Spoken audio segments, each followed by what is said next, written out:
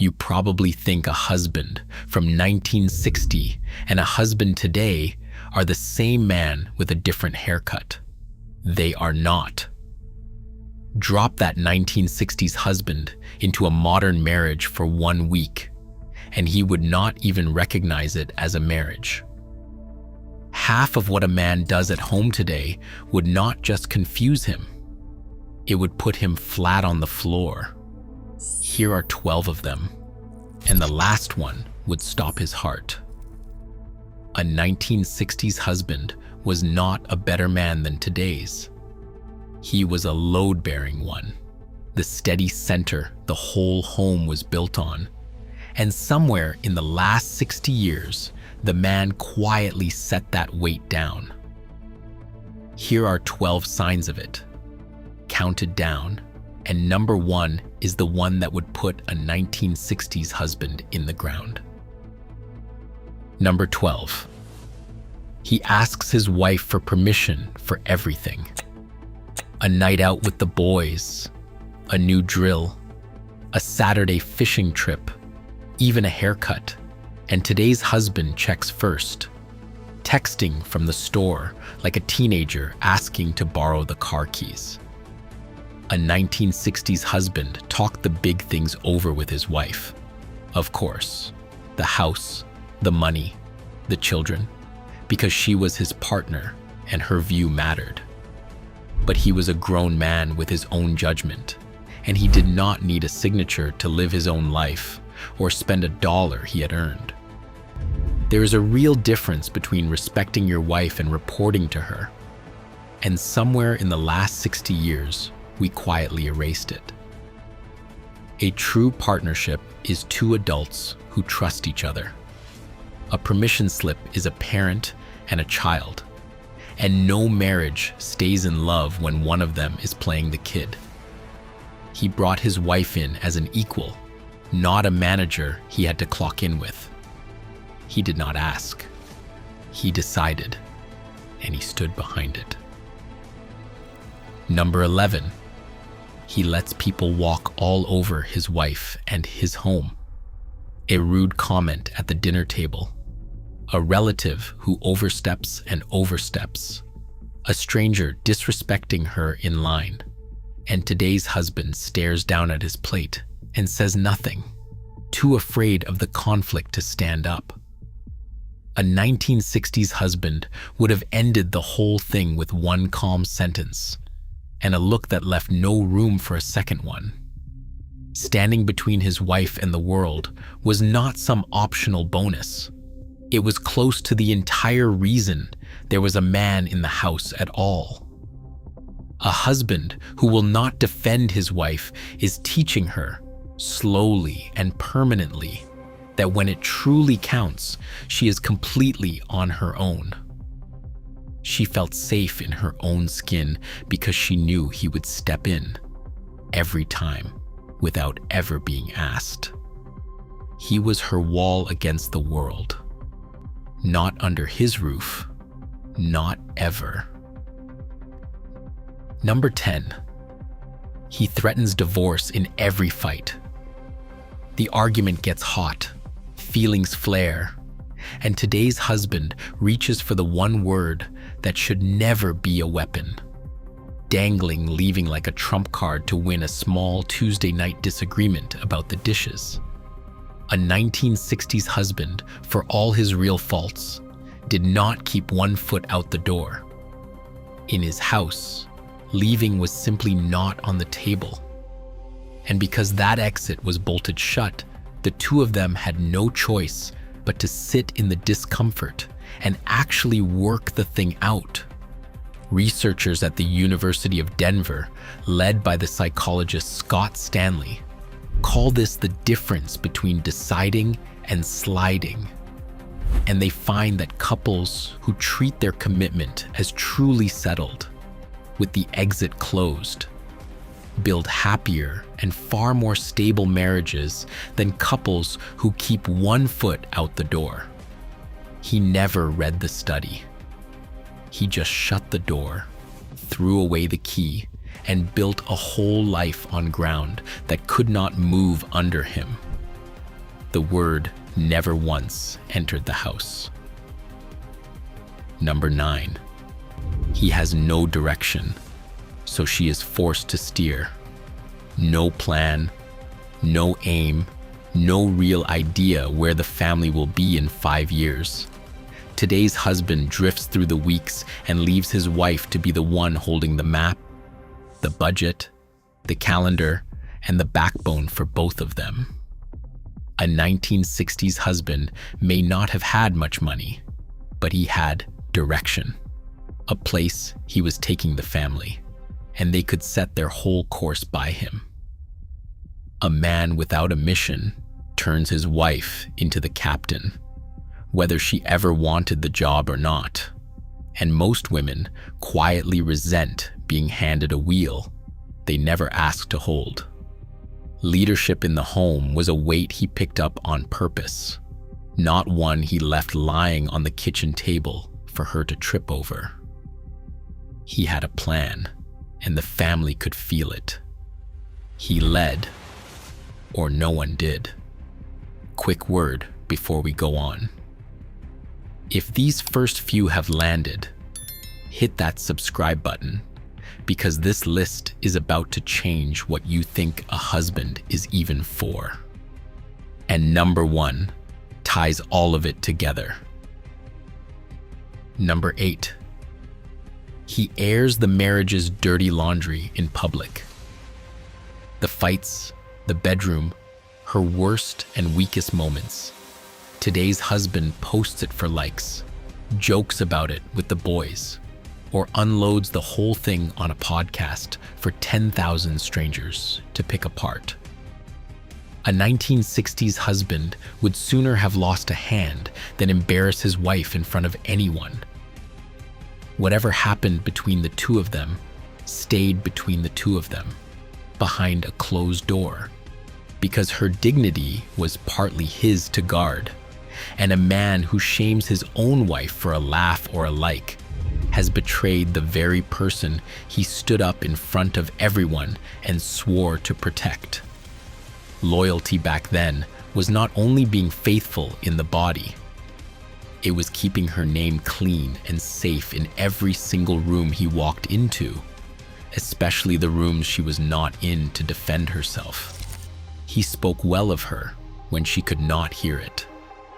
The marriage stayed behind the door, where it belonged. Number 7. He keeps score. Who did more dishes this week? Who paid for what? Who is up and who is down? Who owes who? Today's husband runs his own marriage like an accountant runs a ledger.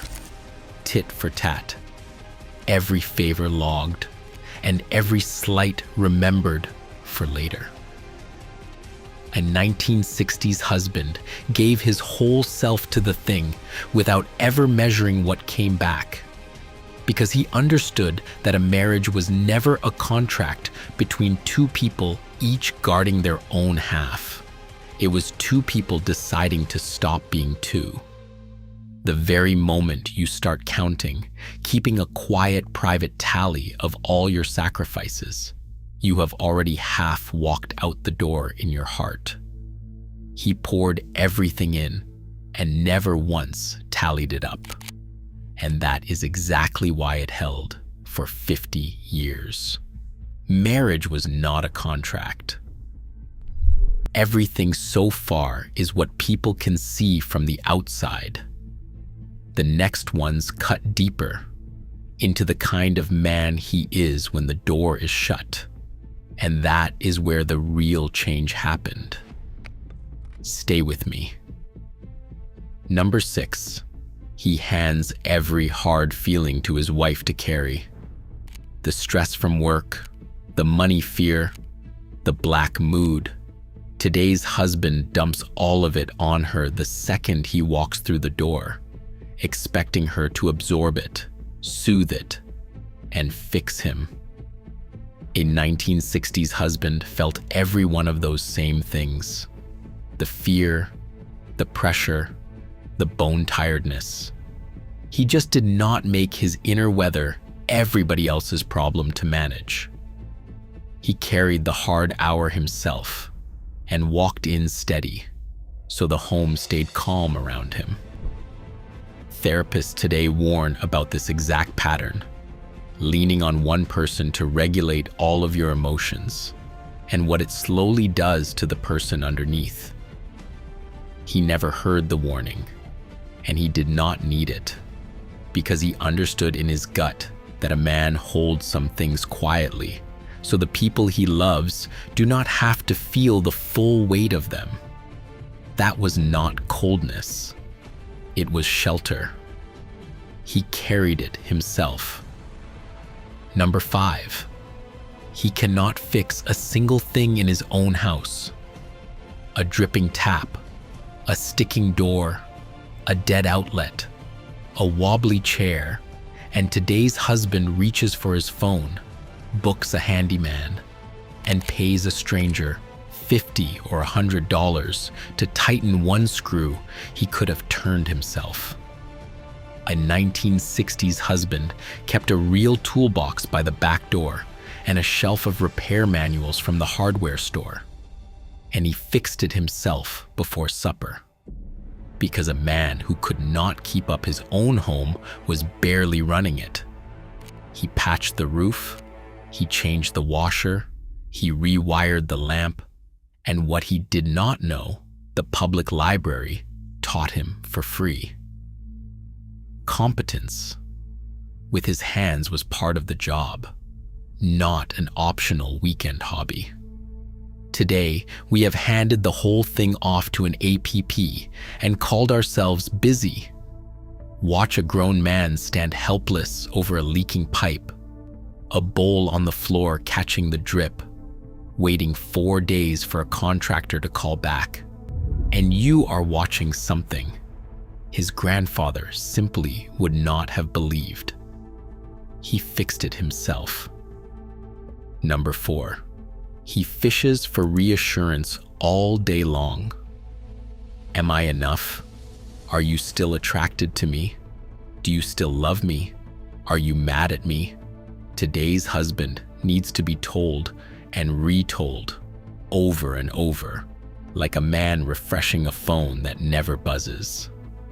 A 1960s husband carried his own sense of himself in his own chest.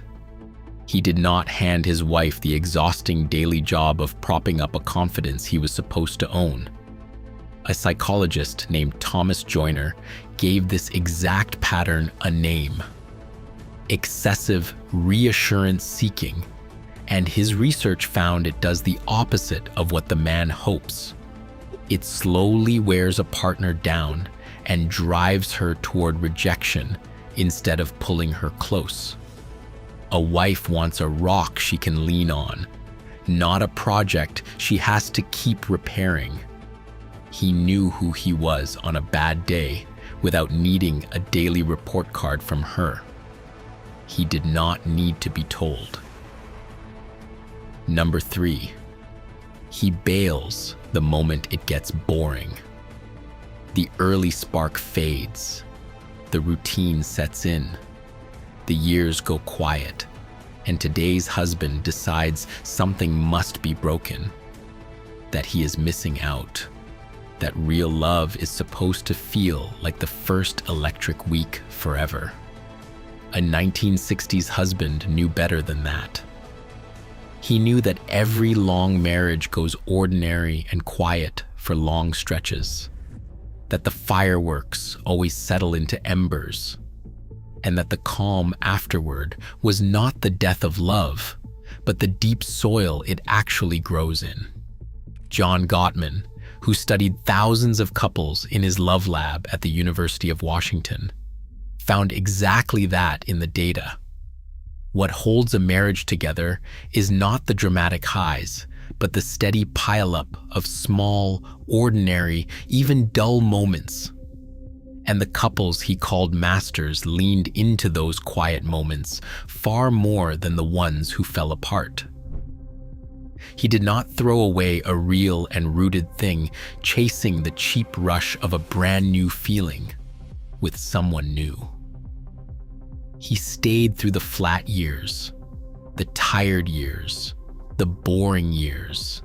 And on the far side of them, he found the kind of love a younger man cannot even imagine. He stayed when it stopped being exciting. Number 2, he has no life of his own. No close friends he actually sees. No work he takes pride in. No purpose outside the marriage. So he leans his entire weight on his wife and quietly asks her to be his everything, his lover, his therapist, his only friend, his whole social world, his single reason to get out of bed. A 1960s husband loved his wife deeply, but he walked into the marriage already a whole man and stayed one. He had his lodge or his union hall, his trade, the men he had known for 20 years, his own backbone and his own interests. A Northwestern psychologist named Eli Finkel, in his book The All or Nothing Marriage, put hard data behind this exact problem. We now ask one person to be our lover, our best friend, our therapist, and our whole world all at once. And the marriage buckles under a weight no single human was ever meant to carry. She wanted a husband, not a dependent. He brought a full life to the table for the two of them to share, not an empty one for her to fill up. He was his own man first, and hers because he chose to be. Quick thing before the last one. If this has been worth your time, tap that like button. It helps a small channel like this one reach the next person who needs to hear it. And number 1, he outsourced being the foundation. This is the one that would put a 1960s husband in the ground, because it is the whole job. Gone. A man back then understood, in his bones, that he was the steady center the entire home was built on, the thing his wife and kids could lean their full weight against and never feel move. Today's husband has handed that job out in pieces. His strength to the gym, his problems to a therapist, his decisions to his wife, his confidence to strangers online, his manhood to a podcast. And then he stands in the middle of his own home wondering why nothing feels solid, why she seems tired of carrying it, why it all feels like it is quietly falling apart. It is falling apart because the foundation walked off the job. A 1960s husband was not stronger because he was born harder. He was stronger because he knew the whole house rested on him, and he refused to set it down. Be the foundation. Everything else on this list is just what it looks like when a man finally picks that weight back up. These were not better men. They were men who knew what they were for, and we quietly let that go. One small surrender at a time, until a whole generation of husbands forgot they were ever meant to be the thing the home stood on. So tell me one thing in the comments. What is the one thing your father or grandfather did as a husband that you almost never see in a man today? I read every one.